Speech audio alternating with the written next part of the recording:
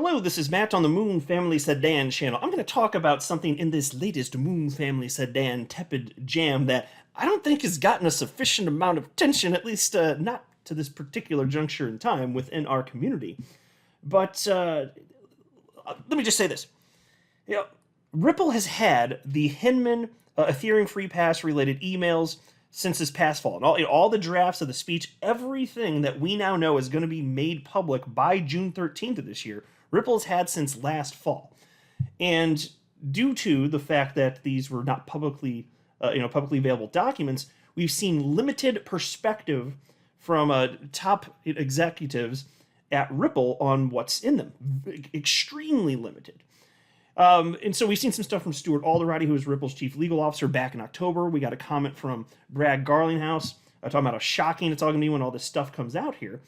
But there's a brand new comment from Ripple's president, Monica Long, and she was point blank asked, is the stuff in these documents, and I'll get you the exact words because I actually transcribed this, but basically the question is all the stuff in the Hinman related documents, is that going to help Ripple?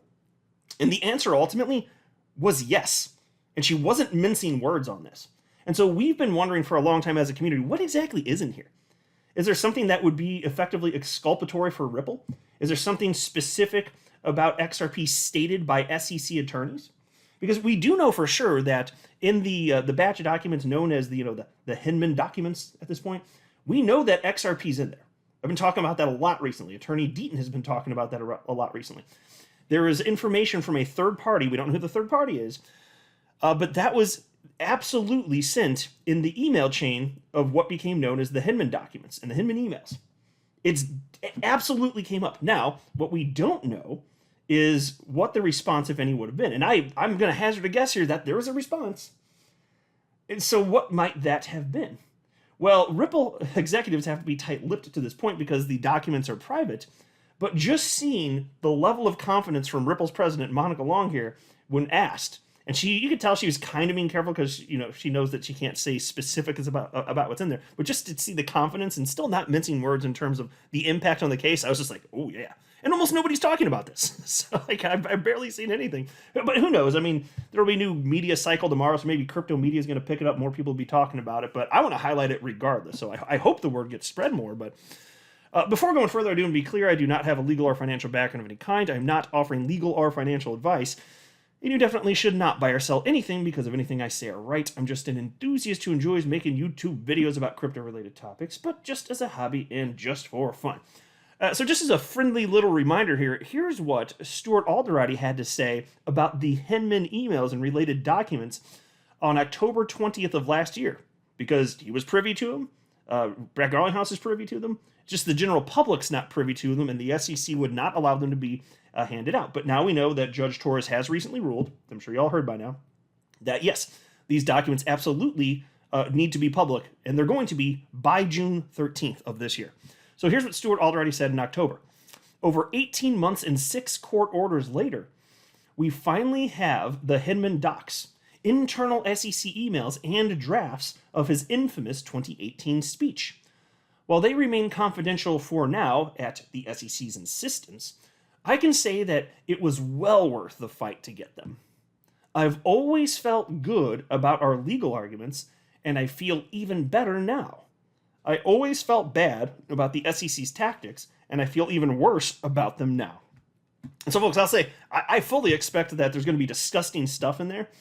And I saw John Deaton talk about this topic, and he says, whatever comes out, John Deaton just said that he didn't expect to be very shocked, just because, he's been looking into this for 2.5 years. He's aware of how disgusting the SEC is and all the snaky stuff that they do and how they behave.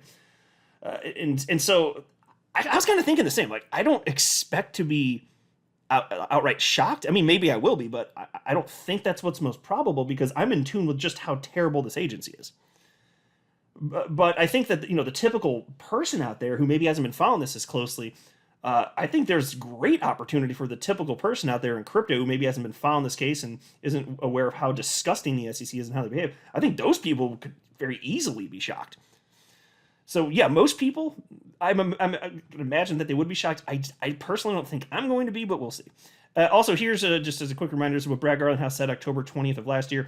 The SEC wants you to think that it cares about disclosure, transparency, and clarity. Don't believe them. When the truth eventually comes out, the shamefulness of their behavior here will shock you.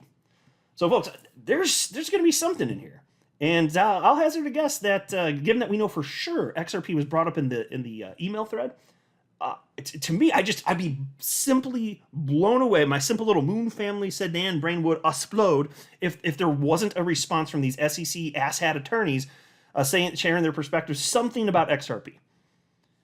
And so that brings us to this.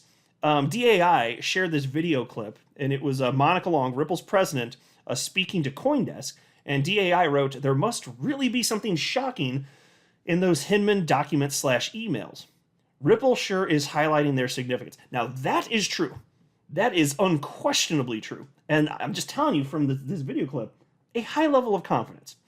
And attorney Deaton retweeted that and said, Monica Long is on point when she says the unsealing of the HINMAN emails is a win for transparency. When we read these emails, drafts of the speech, and comments by SEC senior staff, people will ask, why did HINMAN and a few others insist on this lawsuit? Hashtag, it was a weapon. Spot on, Attorney Deaton. And the transcription is as follows. And so again, this is what Monica Long, Ripple's president, is stating to the interviewer, the host here. Monica Long says, "We do know that the judge issued an order very recently that pertained to documents, which documents in this case would be kept under seal, and which ones would not. Very importantly, at least in our view, Bill Hinman's emails will be revealed. They'll be made public in the coming weeks. We think that's significant because Bill Hinman, he was the director of corporation finance at the SEC, he gave a very famous speech in 2018 where he said that Ether did not look like a security because it had been sufficiently decentralized. And now we're going to, through the revealing of his emails, get more insight into what went into that decision." And folks, she already knows, but she has to be very careful here. And you can tell, but it does get a little bit better. Check this out. So the host says to her, "Tell us a little bit more about these Hinman papers. I know we want to get more insight into what went into that decision, but once we get that insight, what could it mean for your case?" Ah, yes, I'm very glad that question was asked. And so it just seems to me like what they've been getting at. I get it; they're doing the right thing. They're being careful. They can't go, against what they're, allowed to do. Perhaps from a legal perspective, even they're playing the game right. But I think they want to scream out what's in there, obviously, right? But they're doing the right thing, and so they're being careful. She's, double checking her thoughts before, the words come out the mouth hole. That's the right thing to do. But you can just tell by what her response here. There's a high level of confidence that obviously, it just seems to me like it's obvious that there's something in there. We don't know what yet. That is going to absolutely bolster Ripple's legal position. And so she said the following. It's to be determined by the court, of course, what ultimately they will decide in the case. The ruling on the Hinman emails, we think, is certainly a win for transparency, where the crypto industry at large is really seeking clarity from the United States. And folks, now here's the key part. She says, "We think that this transparency will go a long way, and then ultimately, of course, the ruling in our case." So it's just this is brand new stuff here, another indication from one of the highest ranking employees here at, an executive here at Ripple saying, yeah, it's not hard to read between the lines here, folks. There has to be something in there that is severely damaging. Ripple knows it. They have it. The SEC knows Ripple has it. They know that the public is going to have it. Judge Torres already knows all this stuff here. It's going to be damaging to their case. It makes you wonder, how is this all going to shake out? And I'll just keep saying the same thing that I've been saying for a long time because my position hasn't really changed a whole lot. Really, in probably over a year. I've always acknowledged that Ripple could lose. I don't know. I don't pretend to know. But I think what's more important is that there's clarity for XRP, and that's what I've stated, and that's what I'm most optimistic for. We don't know for sure if we're going to get that either, but I'm optimistic for that, based on Judge Torres' approach for a lot of reasons, and how she's been wanting perspective, obviously, from everybody that wanted to become a amicus counsel and so on and so forth, and approving of over 75,000. John Deaton represent over 75,000 XRP holders. So I have a good feeling, just like in a general sense here. It doesn't mean anything for sure, but she does. Not only is that all the case, but Judge Torres also knows whatever the hell is in there. It just sounds, honestly, pretty damaging to the SEC's position. I don't know to what capacity. I'm so curious. I can't wait for this to get out.